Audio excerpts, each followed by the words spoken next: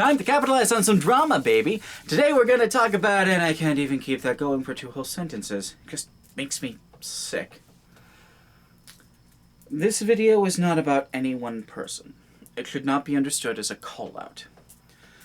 This video is going to be about call-out culture, about cancel culture, and about internet drama conceptually.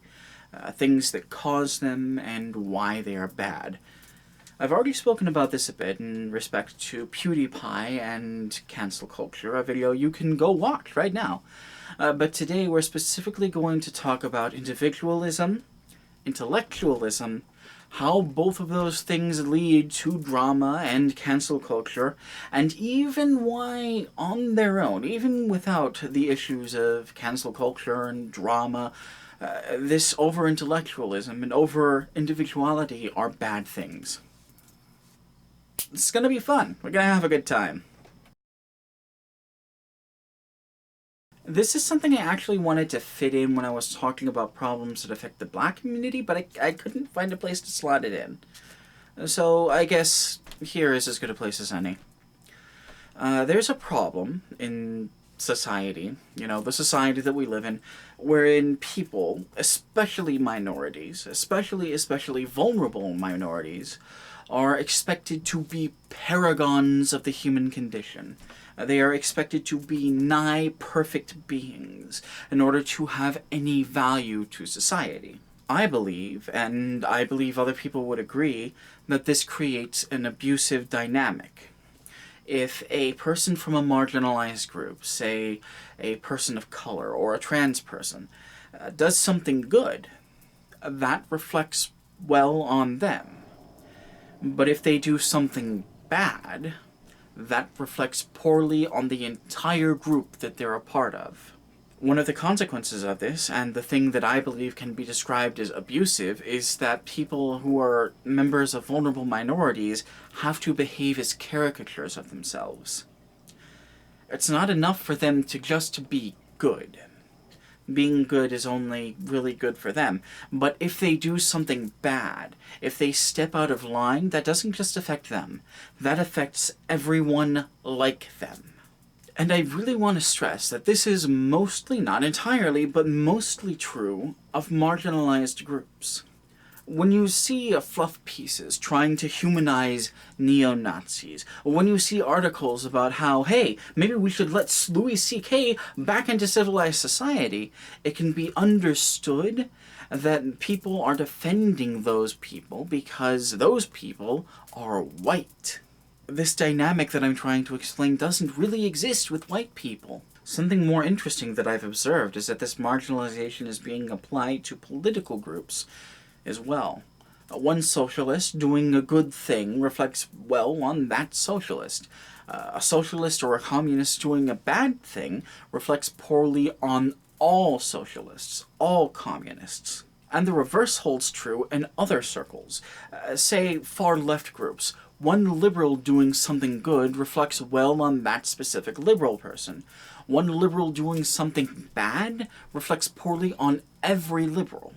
We need to get past this mentality, especially on the left. People need to be allowed to have bad opinions. People need to be allowed to have flaws. We can't expect anyone to be perfect because no one's perfect. You can't expect someone to have all the right solutions because no one knows what the right solutions are. You can't expect someone to do the right thing all the time because no one knows what the right thing is all the time. That's not to say that people that say or do bad things don't deserve to be criticized. But it is to say that that criticism must come from a place of compassion and understanding. Bad ideas, even ideas like hatred, are like a virus. They are like an illness, and we ought to want people to get better, not just quarantine them. And if we don't want them to get better, then maybe we're doing the whole socialism thing wrong. This specific kind of paragonizing and ostracizing requires an explicitly harmful hierarchy in order to function properly. And as an anarchist, that kinda rubs me the wrong way. There's another aspect to it too. This kind of paragonizing makes self-improvement really difficult.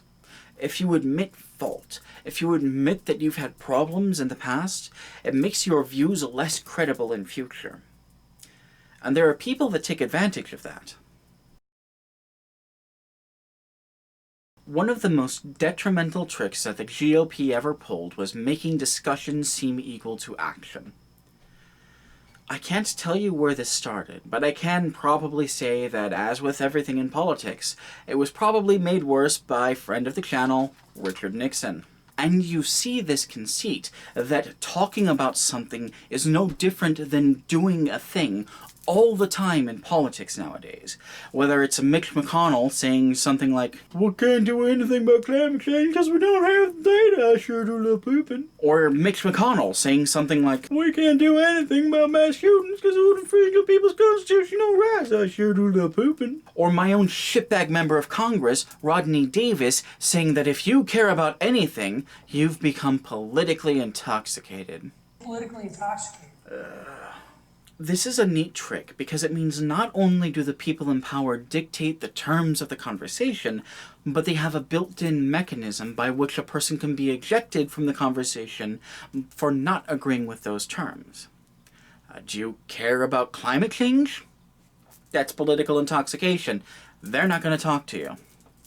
Do you care about children getting gunned down in schools? That's political intoxication.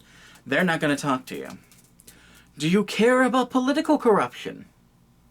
That's political intoxication. They're not going to talk to you. Not only have political institutions swallowed this nonsense wholesale, not only has the media swallowed this nonsense wholesale, but society as a whole seems to have swallowed this bullshit in one gulp with a smile. Society as a whole has so deeply internalized this idea that discussing something is just as important as doing a thing, that not only have we become mired in systemic inaction, but we've started treating discussion as being as beneficial or as harmful as actions. If a person expresses uncomfortability with certain groups of people due to past experiences, that's not just seen as a bad opinion.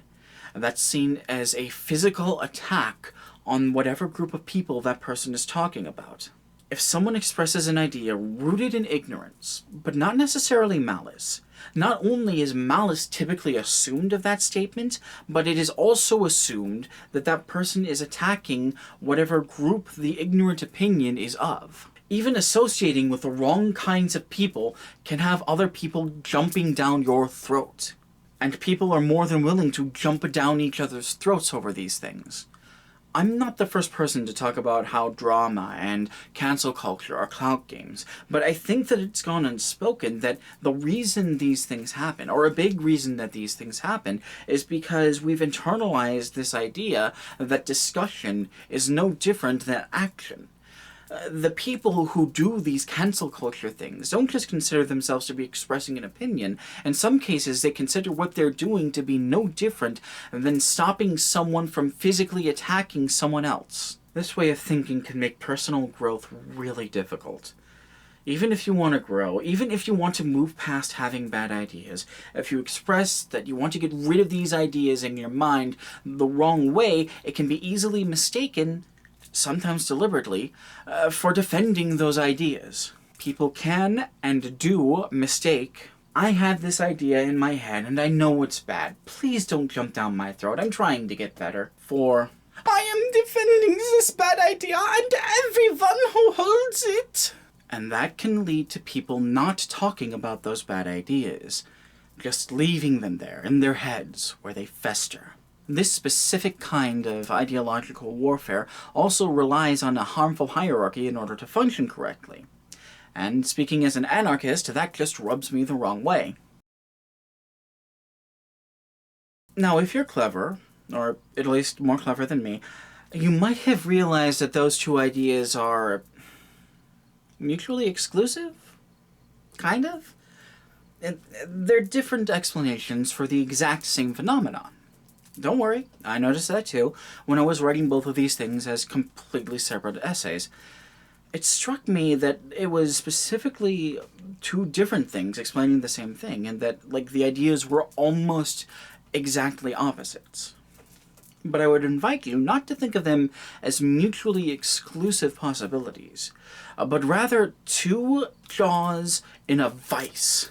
On one side, you aren't allowed to grow or have bad ideas because you have to always be your perfect self at all times.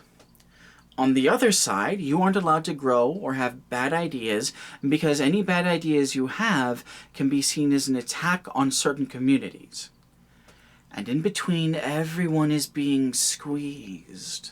This specific system creates an environment where people who are the least wrong, rather than the most right, have undue influence. And because they are the least wrong, it creates a feedback loop where people are viewed as being right because they have been right in the past. This can let bad ideas get through barriers that they otherwise might not have, because these bad ideas are being championed by people who maybe unduly have a bit too much respect. Is bad hierarchy. Me, anarchist, no like. The root of both of these things, the over-individualism and the over-intellectualism, the core of these things is the idea that a person's worth is determined by how they perform in a society. That their humanity is determined by how well they serve the world that they live in. I think it's bullshit. I think that is an inherently fascistic ideal, and that we, as people on the left, need to start moving past it. People who have bad ideas, even just bad people, are still people. And they still ought to be deserving of all the respect and all the human rights that entails. And you're not going to stop a bad person from being a bad person by stripping them of their humanity. Not only is that going to make them want to fight you harder, but it's also exactly, literally what the fascists do. And I don't know, maybe we shouldn't be using fasci tactics to fight the fascists. Yep, stick a fork in it. That one's done. Yeah, editing around here. I've been told that these tend to drag on a bit, so I'll try and keep it short. So this isn't the video about the importance of feelings that I've been working on. That's mostly because that video about the importance of feelings kind of spiraled out of control. I'm almost done with it now. I've literally got like 4 more sentences I need to write, but it's just very difficult because I'm being as careful with it as I possibly can. This wasn't very hard. This is something that I wanted to say, and I think I needed to get it out before, the well ran dry. I don't know that it's fair to say that I'm referring to specific incidences in this video at all, but I suppose you can maybe infer from it certain things. The next scripted video, I promise, will be the one about the importance of feelings. That will be on Saturday. It will be done later tonight. It will be filmed tomorrow. That will take a long time. It's much longer than I intended it to be. But it will be done and it will be ready to go on Saturday. Very gentle reminder, I do still have a Ko-Fi if you want to send me some money, if you found this educational or entertaining or valuable. I have a Curious Cat where you can ask me personal questions or just regular old questions about... If you want to ask me about drama, I might answer it there. I don't know if I'm into answering questions about drama, but here on YouTube it's kind of unavoidable. Or you can just ask me in the comments section of the video. I go out of my way to read every comment that I get. So yeah. Until we get there, take care of yourselves, alright?